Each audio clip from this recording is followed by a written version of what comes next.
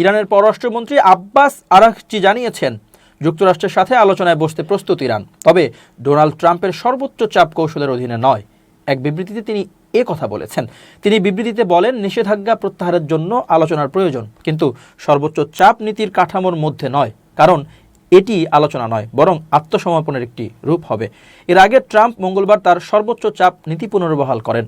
বৃহস্পতিবার ওয়াশিংটন চীনে কয়েকশো মিলিয়ন ডলার মূল্যের ইরানি অপরিশোধিত তেল পাঠানোর অভিযোগে অভিযুক্ত প্রতিষ্ঠান ও সংশ্লিষ্ট ব্যক্তিদের উপর আর্থিক নিষেধাজ্ঞা ঘোষণা করে। এদিকে ইরানের সর্বোচ্চ নেতা আয়াতুল্লাহ আলী খামেনি যুক্তরাষ্ট্রের সাথে সরকারকে আলোচনা না করার আহ্বান জানান এবং এ ধরনের পদক্ষেপকে বেপরোয়া বলে অভিহিত করেন। তার আহ্বানের পরই আরাঘচির বিবৃতিটি এলো। শনিবার আরাঘচি বলেন, ইরান এমন দেশের সাথে আলোচনা করতে চায় না যারা আলোচনার কথা বলে একই সাথে নতুন নিষেধাজ্ঞা আরোপ করে।